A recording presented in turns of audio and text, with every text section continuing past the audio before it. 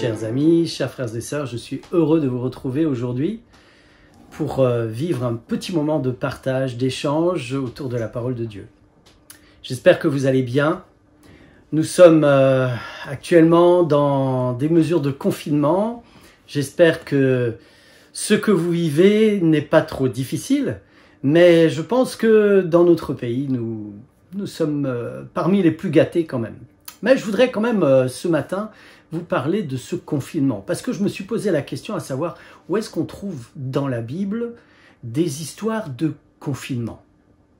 Mais avant cela, je voudrais vous parler de ce qui nous arrive, là, le Covid-19, ce fameux coronavirus. Je voudrais vous donner quelques chiffres pour que nous puissions être un petit peu au point. Alors, je suis en train d'enregistrer, on est jeudi 19 mars, donc les chiffres datent de jeudi 19 mars. Je vous donne quelques chiffres. Alors dans le monde, nous dénombrons plus de 222 000 personnes infectées par le virus.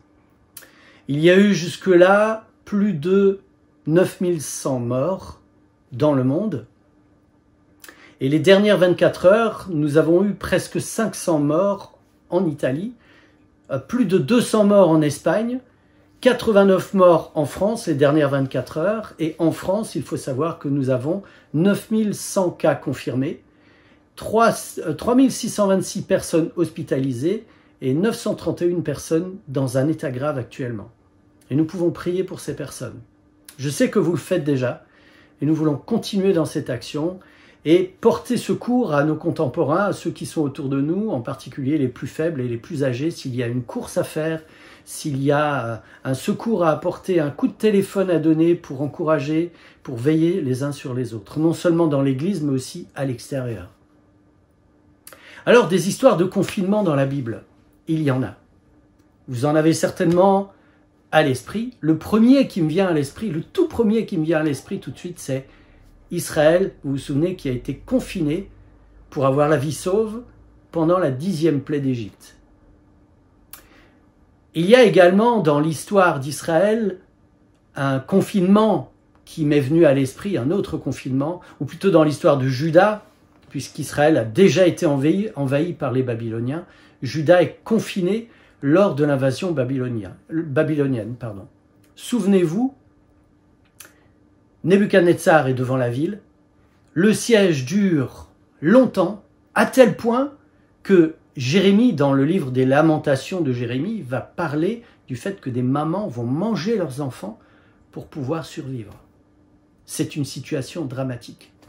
Jérémie lui-même est dans une situation de confinement, mais lui par rapport à son peuple. C'est son peuple qui le confine parce qu'il demande de la part de Dieu, il transmet de la part du Seigneur le fait que le peuple doit se rendre pour avoir la vie sauve. Il est donc traité comme un traître. Eh bien, nous trouvons je vous invite à prendre le livre des Lamentations de Jérémie. Nous allons naviguer entre le chapitre 1 et le chapitre 3. Et nous trouvons dans ce chapitre 3 Juda. Juda qui va dire son malheur. Juda qui va pleurer parce que le texte nous dit « Celui qui le consolerait, celui qui ranimerait sa vie, s'est éloigné de lui. » Juda dit son malheur. Et dans ce chapitre 1 des Lamentations de Jérémie, nous trouvons à plusieurs reprises le thème de la consolation. Au verset 2, nous trouvons ce passage qui nous dit « De tous ceux qui l'aimaient », donc de tous ceux qui aimaient Juda, nul ne la console. Vous vous rendez compte, on l'aimait, et là, elle est prisonnière, elle est en confinement, elle est angoissée, elle meurt de faim, et nul ne la console. Au verset 9 également, elle est tombée d'une manière étonnante, et nul ne la console. Au verset 17, Sion a étendu les mains, et personne ne l'a consolée. Étendu les mains, regardez, quand je fais ça, ça évoque quoi pour vous? Quand je fais ça, ça évoque quoi pour vous? Quand je fais ça, ça évoque quoi pour vous? Ça évoque le fait que, eh bien, Juda a étendu les mains, Juda s'est rendu, Juda a voulu qu'on lui porte secours, mais personne ne l'a consolé. Au verset 21, on a entendu mes soupirs, et personne ne m'a consolé. Vous est-il déjà arrivé qu'on entende vos soupirs et que personne ne vous console. Vous imaginez la détresse du peuple. Et au verset 16, le texte dit « C'est pour cela que je pleure ». C'est Judas qui parle là. « C'est pour cela que je pleure, que mes yeux fondent en larmes, car il s'est éloigné de moi, celui qui me consolerait. » C'est-à-dire, celui qui pourrait me consoler s'est éloigné de moi. Et c'est pour ça que je pleure. Et Judas se retrouve dans une position dans laquelle le peuple a le très net sentiment d'avoir été abandonné par Dieu lui-même. C'est ce qui arrive parfois à des gens qui se retrouvent exclus, qui se retrouvent confinés, qui se retrouvent en détresse, qui se retrouvent angoissés. Mais allons un petit peu plus loin. Un autre thème qui se retrouve dans ce chapitre 1, où Judas en appelle au secours, c'est le thème qui parle de ranimer sa vie. Au verset 11, vous trouvez ce passage, ils ont donné leurs choses précieuses pour de la nourriture, afin de ranimer leur vie. Un petit peu plus loin, au verset 19, mes sacrificateurs et mes anciens ont expiré dans la ville, ils cherchaient de la nourriture afin de ranimer leur vie. Vous remarquez qu'il n'y a plus de nourriture dans le peuple. Il n'y a plus de nourriture dans la ville, et qu'est-ce qu'on fait? Eh bien, on donne ce qui est précieux pour de la nourriture. Et au verset 16 également, c'est pour cela que je pleure, que mes yeux fondent en larmes, car il s'est éloigné de moi celui qui ramènerait ma vie. Qui ranimerait ma vie. C'est-à-dire, celui qui pourrait ranimer ma vie, celui qui pourrait me redonner de la force, celui qui pourrait me nourrir, eh bien, s'est éloigné de moi. Voilà pourquoi Judas pleure. Et Judas est dans une détresse terrible. Elle est confinée derrière ses murailles. Elle ne peut pas sortir. Le peuple ne peut pas sortir parce que l'ennemi est au dehors. Et je voudrais qu'on parle un petit peu de Jérémie. Parce que si Judas dit son malheur, Jérémie aussi. Jérémie, le prophète, est confiné lors de l'invasion babylonienne, mais lui, comme je vous l'ai dit, il est confiné par son peuple. Il parle de détresse et de misère, de poison et d'absinthe, au verset 1 et au verset 15, mais on y reviendra. Et Jérémie va dire son malheur. Il parle tout d'abord du peuple. Vous savez, un petit peu comme Daniel lorsqu'il prie. Quand Daniel prie, il demande pardon au Seigneur pour nos péchés, c'est-à-dire qu'il s'inclut dans les péchés du peuple. Et de la même manière, Jérémie va parler du malheur de Judas en s'incluant dedans. À partir du verset 46, donc Lamentation 3, verset 46, jusqu'au verset 51. Tu nous as rendu un objet de mépris et de dédain au milieu des peuples. Ils ouvrent la bouche contre nous, tous ceux qui sont nos ennemis. Notre partage a été la terreur et la fosse, le ravage et la ruine. Des torrents d'eau coulent de mes yeux à cause de la ruine de ma fille, de la fille de mon peuple. Mon œil fond en larmes, sans repos, sans relâche, jusqu'à ce que l'Éternel regarde et voie du haut des cieux. Mon œil me fait souffrir à cause de toutes les filles de ma ville. Vois, Éternel, regarde qui tu as ainsi traité. Fallait-il que des femmes dévorassent le fruit de leurs entrailles, les petits-enfants, objets de leur tendresse, que les sacrificateurs et prophètes fussent massacrés dans le sanctuaire du Seigneur? Les enfants et les vieillards sont couchés par terre dans les rues. Mes vierges et mes jeunes hommes sont tombés par l'épée. Tu as tué au jour de ta colère, tu as égorgé sans pitié, tu as appelé de toutes parts sur moi l'épouvante, comme un jour de fête. Au jour de la colère de l'Éternel, il n'y a eu ni réchappé, ni survivant. Ceux que j'avais soignés et élevés, mon ennemi les a consumés. Voilà, c'est Judas qui parle là. Ou plutôt Jérémie qui parle pour Judas. Et un petit peu plus loin, on retrouve, dans le passage qui suit, Jérémie qui va parler de lui. Voici ce que Jérémie a vécu. Ils m'ont donné la chasse comme à un oiseau, ceux qui sont à tort mes ennemis. Ils ont voulu anéantir ma vie dans une fosse et ils ont jeté des pierres sur moi. Les eaux ont inondé ma tête. Je disais, je suis perdu. Jérémie va vivre quelque chose d'affreux parce qu'il va être confiné, il va être mis à l'écart. Pire, il va être mis à l'index, accusé de trahison par son propre peuple, qu'il est là de la part de Dieu pour sauver. Et Jérémie va se retrouver, comme il le dit dans ce passage, dans une fosse. On va jeter des pierres sur lui, et cette fosse, on va la remplir d'eau. Quand vous lisez le verset 54, les eaux ont inondé ma tête. Et je disais, je suis perdu. J'imagine Jérémie dans sa fosse, en train d'essayer de nager. Et vous savez, quand vous êtes dans un endroit où il vous faut nager pour survivre et sans pouvoir en sortir, vous finissez par vous épuiser et par penser qu'effectivement, vous êtes perdu. Y a-t-il des gens autour de nous qui vivent cela par rapport à cette pandémie de coronavirus? Et Jérémie va parler de Dieu. Dans ce chapitre 3, Jérémie va dire, à partir du verset 1, « Je suis l'homme qui a vu ». Et il va faire une liste de 28 éléments. 4 fois 7. 28 éléments dans lesquels il parle de Dieu. Lisez avec moi à partir du verset 1. « J'ai vu la misère sous la verge de sa fureur. Il m'a conduit, mené dans les ténèbres et non dans la lumière. Contre moi, il tourne et retourne sa main tout le jour. Il a fait dépérir ma chair et ma peau, il a brisé mes os, il a bâti autour de moi. Il m'a environné de poison et de douleur. Il me fait habiter dans les ténèbres comme ceux qui sont morts dès longtemps. Il m'a entouré d'un mur pour que je ne sorte pas. Il m'a donné de pesantes chaînes. J'ai beau crier et implorer du secours, il ne laisse pas accès à ma prière. Il a fermé mon chemin avec des pierres de taille. Il a détruit mes sentiers. Il a été pour moi un ours en embuscade, un lion dans un lieu caché. Il a détourné mes voies. Il m'a déchiré. Il m'a jeté dans la désolation. Il a tendu son arc et il m'a placé comme un but pour sa flèche.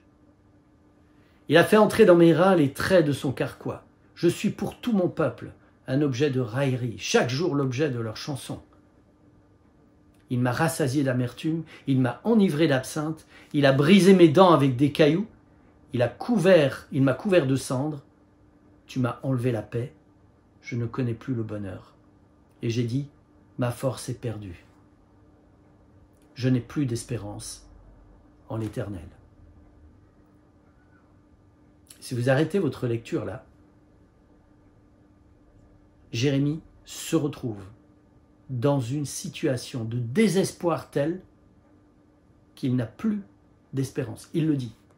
Je n'ai plus d'espérance en l'Éternel. Ma force est perdue. Je ne sais plus comment faire. Nous qui vivons le confinement, nous ne sommes pas dans ce genre de situation. J'en suis persuadé. Mais peut-être que autour de nous, peut-être que certains d'entre nous qui sont hospitalisés, je pense à Christiane, que j'ai vue pour la dernière fois, vraiment, elle avait l'air désespérée, la pauvre. Et on ne peut même pas aller lui rendre visite. Jérémie se retrouve sans force, sans espérance. Qu'est-ce qui lui reste?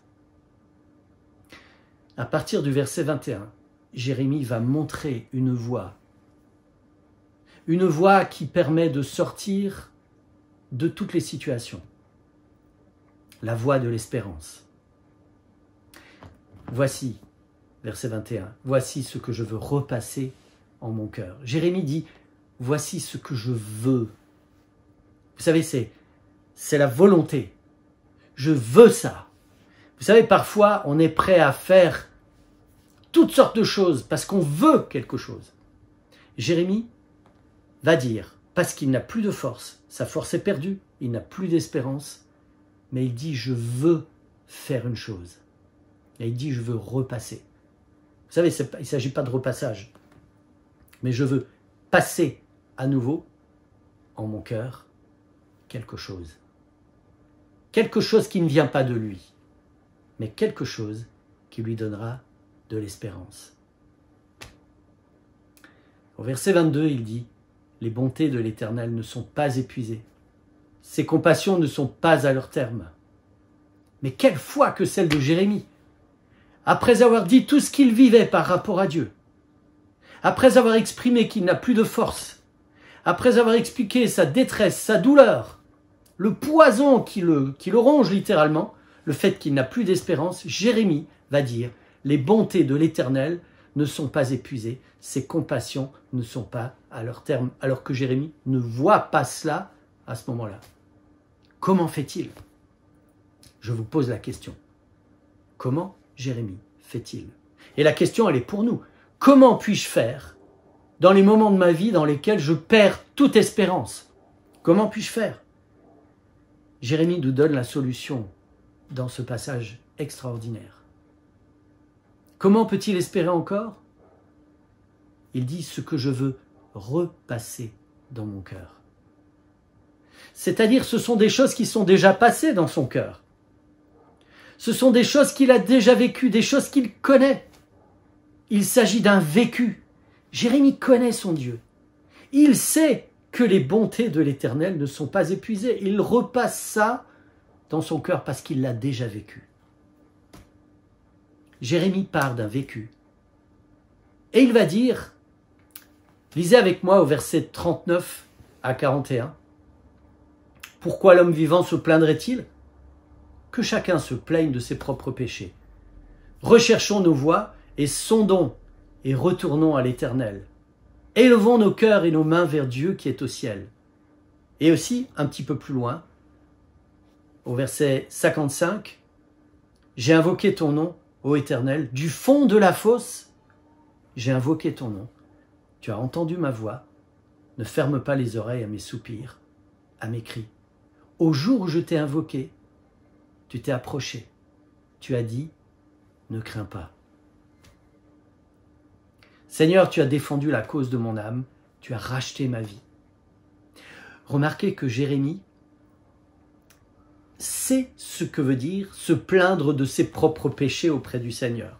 Venir voir le Seigneur, venir auprès de Dieu et se plaindre de ses péchés, reconnaître ses péchés. Et comme il le dit au verset 39 à 41, « Recherchez nos voies et sondons pour revenir à l'Éternel qui pardonne, qui nous sauve, qui nous rachète, qui nous exprime sa bonté, sa grande bonté, ses compassions et sa miséricorde. » Jérémie sait qui est Dieu.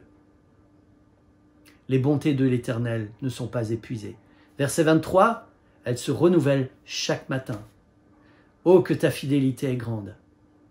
L'Éternel est mon partage. L'Éternel est ma part, dit mon âme. C'est pourquoi je veux, et il le dit encore là, je veux espérer en lui. L'Éternel a de la bonté pour qui espère en lui, pour l'âme qui le cherche. Il est bon d'attendre en silence le secours de l'Éternel. Il est bon pour l'homme de porter le joug dans sa jeunesse. Il se tiendra silencieux parce que l'Éternel le lui impose. Il mettra sa bouche dans la poussière sans perdre toute espérance. Il présentera la joue à celui qui le frappe.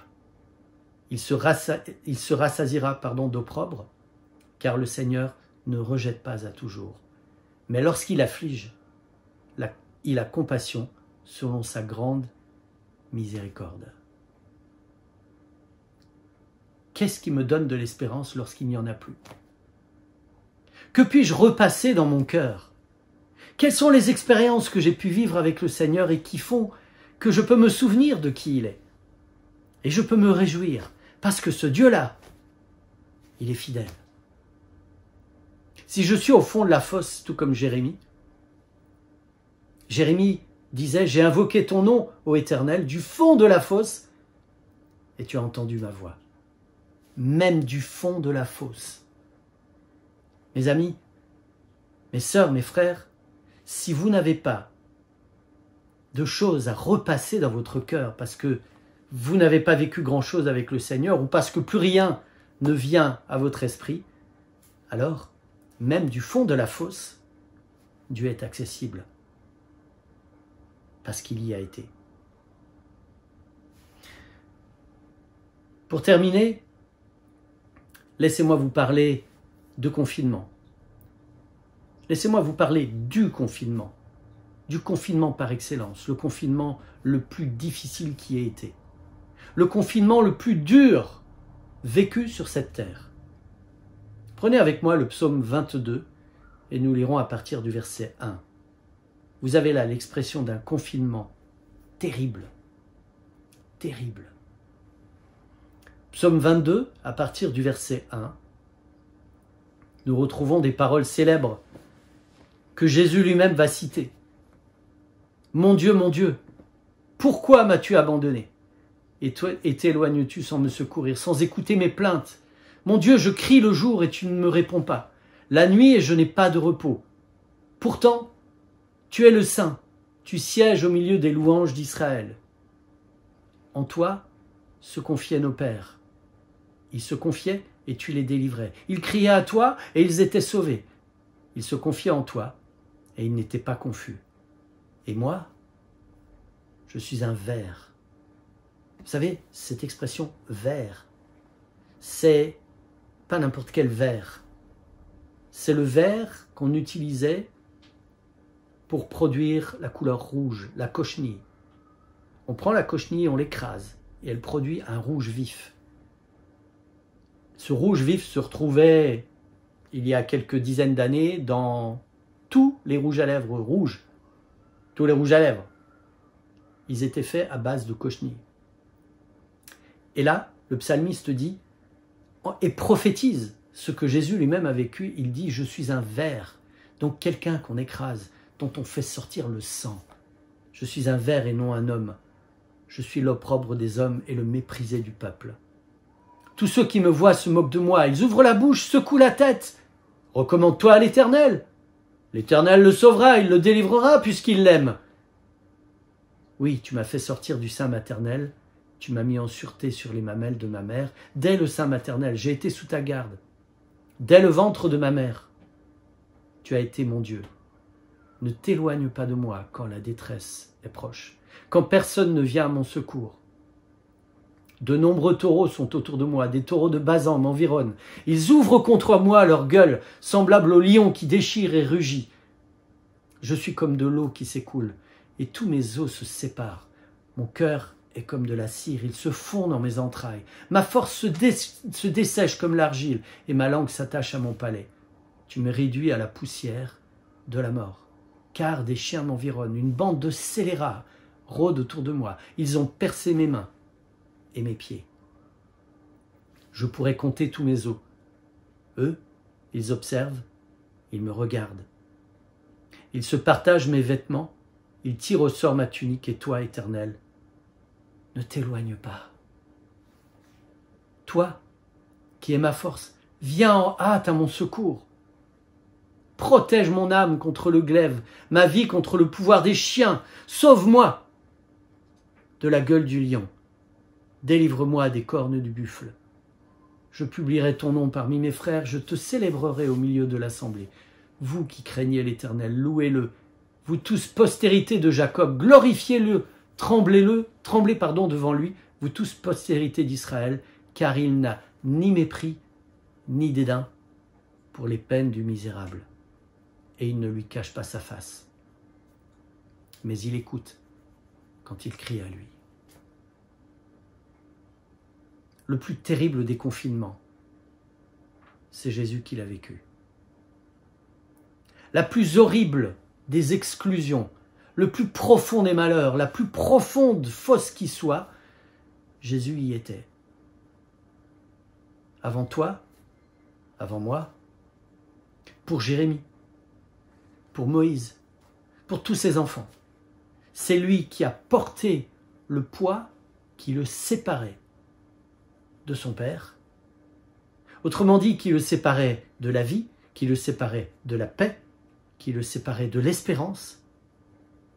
C'est lui qui a porté le poids qui le séparait de ses frères les humains, même ses disciples.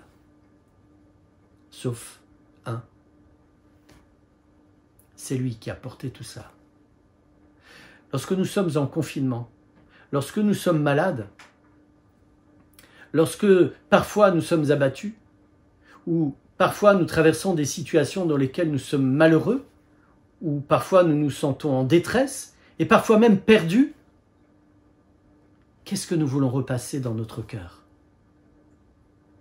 Qu'est-ce que tu veux repasser dans ton cœur, ma sœur, mon frère? Nous avons un Dieu qui a porté tous les confinements, qui a porté toutes les détresses, toutes les horreurs. Il est venu pour ça. Quand Jésus parle de son futur sacrifice, il dit à ses disciples, « Je suis venu pour ça. » Quel amour! Quelle profondeur de... Eh bien, tout à l'heure, on parlait de compassion, de miséricorde, de fidélité de Dieu, mais quelle compassion, quelle miséricorde, quelle fidélité pour oser aller jusque-là. Et voilà pourquoi Jérémie ose encore espérer. Parce que lorsque vous regardez le passage, relisez le passage de Jérémie chapitre 3, Jérémie fait mention de Jésus dans ce passage. Jérémie fait mention de Jésus.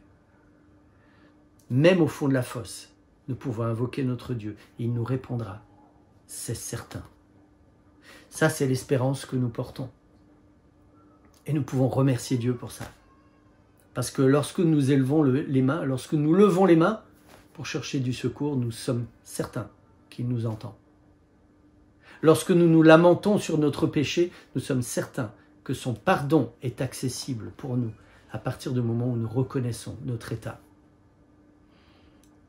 Et ça, frères et sœurs, c'est la chose la plus précieuse que nous ayons. Parce que Paul le dit, que nous vivions, que nous mourions, nous sommes au Seigneur. Nous avons une espérance certaine dans notre Dieu, parce qu'il est venu dans notre confinement, il est venu dans notre misère. Et je vous pose la question, maintenant, que pouvons-nous partager autour de nous? Que le Seigneur vous bénisse. Amen.